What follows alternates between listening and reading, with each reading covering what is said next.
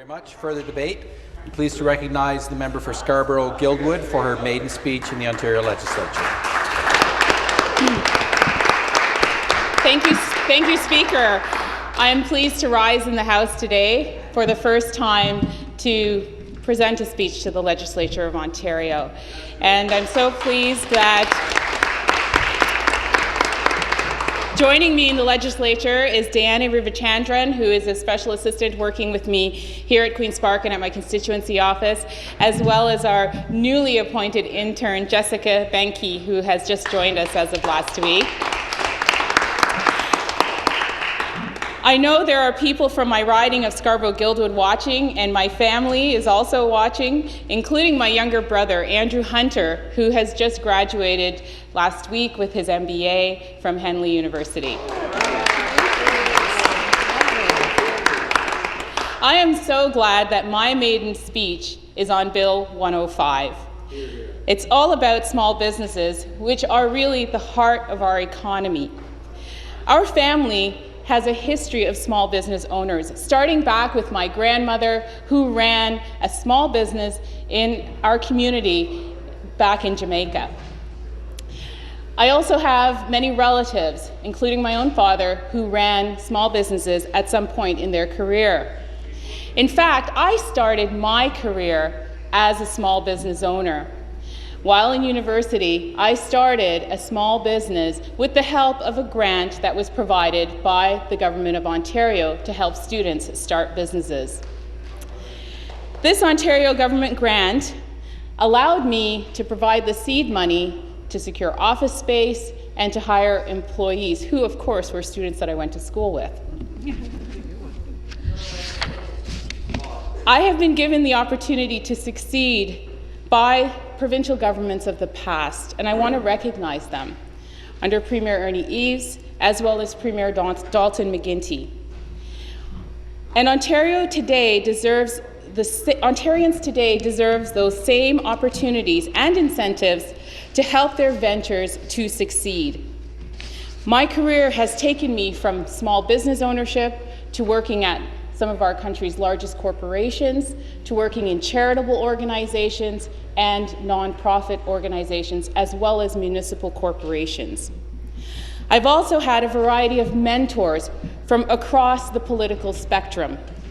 Business leaders such as Mike Peterson and Courtney Pratt, political pioneers such as Dr. Alvin Curling and the Honourable Jean Augustine, community and civic luminaries such as the late David Pico, who was the founding chair of Civic Action, or the current chair, Mr. John Tory. I'm so pleased today to welcome Tamara Bellan, who is an employee at Civic Action, and she has come to join today, and I want to welcome her. I've worked on a range of issues throughout my career, including work access for people who face multiple barriers to employment, affordable housing, as well as youth at risk. These are the issues that are still very much close to my heart. As a government, we need to invest in our youth in this province. We need to ensure a healthy future for our aging population, and we need to address homelessness and poverty in Ontario. And so I am incredibly honored to be here now as the newly elected member of Provincial Parliament representing the riding of Scarborough-Guildwood. I am also deeply humbled to be working with Minister Ted McMeekin as Parliamentary Assistant to Community and Social Services. I have been given the mandate from the people of Scarborough-Guildwood. They have entrusted me to represent their interests and to share their values right here at Queen's Park, and to be their strong voice. So today I will be speaking in support of Bill 105 on behalf of the small businesses in Scarborough-Guildwood. From my history in the private sector, my past experience as a small business owner, and from my time working in large corporations, I can understand the struggles of small business community. Bill 105 seeks to help more than 60,000 businesses in Ontario by introducing reforms that will bring reduction to taxes, to bring businesses with annual payrolls of under $5 million a much-needed tax relief. This is part of the Ontario government's plan to invest in Ontario businesses and to make Ontario the most attractive place to do business in North America and indeed the world. With this bill, the government is trying to ensure that in years to come, small businesses will have a consistent reduction in their taxes. This is a good bill that intends to help Ontario businesses while promoting jobs within Ontario. And it is a bill that I know, should it pass, will help small business owners in my riding of Scarborough-Guildwood. During my time on the campaign trail, and since then, I have had the opportunity to speak to many small business owners in Scarborough-Guildwood. In fact, our small businesses are really the heart of our community.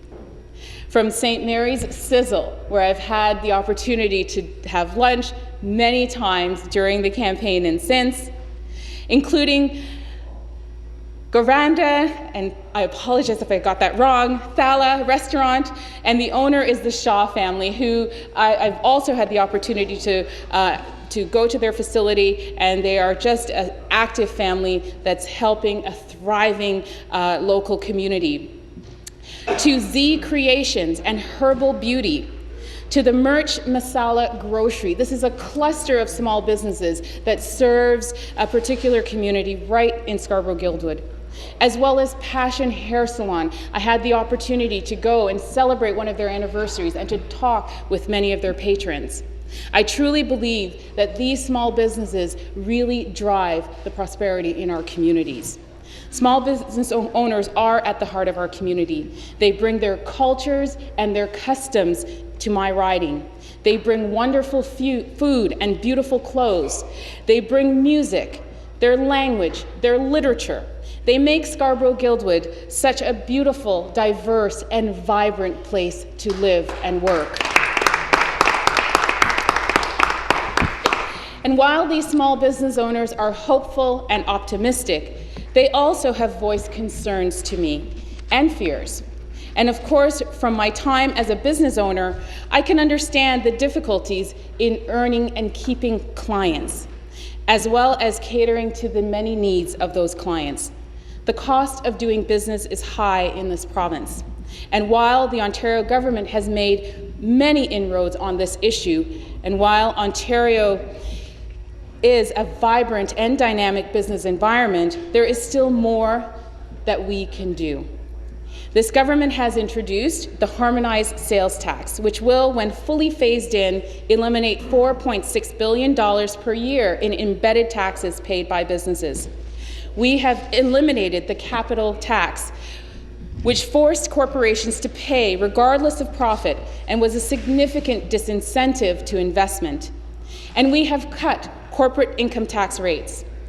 The Ontario government has been committed to creating a business incentive environment in Ontario, aiming to make Ontario one of the most attractive and competitive places to do business in North America and indeed the world. And we have been succeeding. Ontario went from the highest corporate tax rate to the third lowest in the country. The elimination of the capital tax is saving Ontario businesses more than $2.1 billion per year. And further investments like cutting the business education tax and providing the research and development tax support our attractiveness as a place to do business. Canada is becoming more competitive as a country, and our business climate here is highly valued. KPMG's 2012 Competitive Alternatives Report ranks Canada the second most competitive country among 14 major global economies, outranking both China and the United States.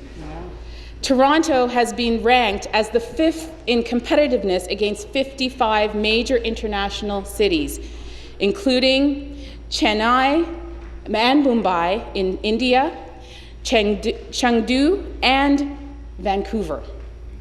Canada leads the G8 according to the PricewaterhouseCoopers study.